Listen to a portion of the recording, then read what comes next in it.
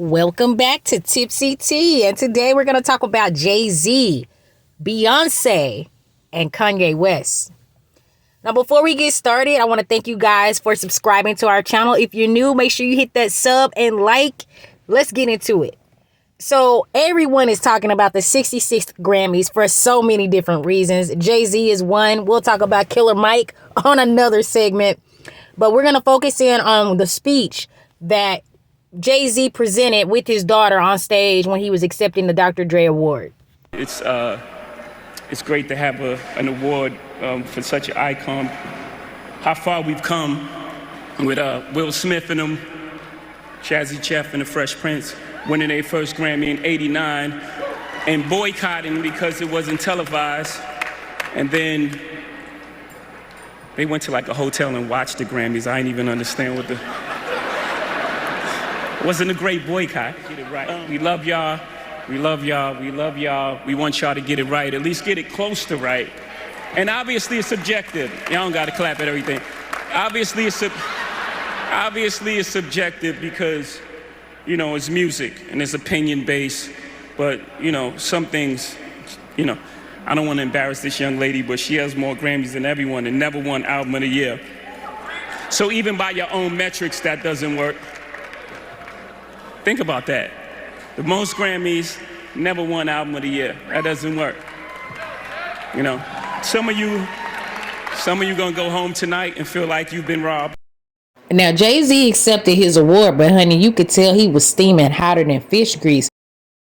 So it's extremely clear that Jay-Z wanted to make a very direct point while he accepted his award at the Grammys that he was not happy with the consistent overlooking of Album of the Year for Beyonce. I kind of like how he referred to this young lady.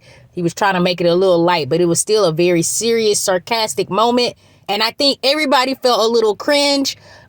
Some people may have saw his point, and others, well, they probably missed it, right? So let me get into the comments of what people are saying about Jay-Z since this went down. The comments are really nasty. Some said Jay-Z sold out and left his then business partner, Damon Dash, out of the Rockefeller Def Jam deal. Now, for people who have been following Damon Dash, he has briefly spoken on this several times. He's gotten into great detail on certain interviews, so make sure you check him out. Others stated that Jay-Z has used Kanye West to revive his rap career and threw him to the wolves after Kanye was loyal and 10 toes down behind him. I'm not quite certain if that's exactly how that worked, but I will say this about Kanye and Jay-Z. Kanye West did the same thing at the Grammys a few years back with Taylor Swift. And when he did this, he got complete backlash from society. And I don't remember Jay-Z backing him at that time. And the insults don't stop there. They say that Jay-Z did fraudulent pro-black activist stunt in support, in quotations, of Kaepernick, only to sign a deal with NFL months later. Also, they said Jay-Z sold out his hometown, Brooklyn, to be gentrified for the Barclays Center to be built for a stack of cash. Now, let's go back to Kanye West, because, you guys really gave it to him.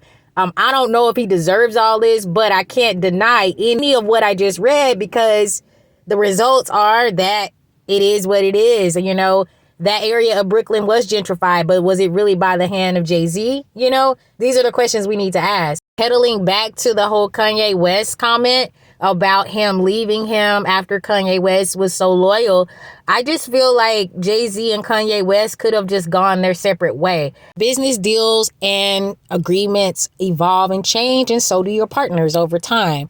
I will say that I'm very proud of Jay-Z and Kanye West and many others who have spoken against disparities amongst the Grammy nominations.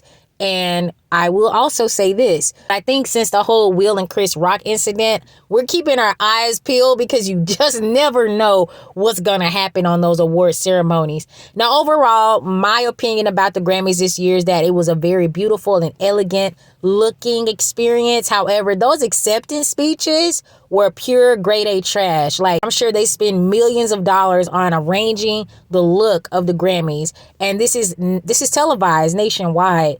I think that those acceptance speeches should be thought about a little bit more. But shout out to Killer Mike. He grabbed him 3 Grammys that night.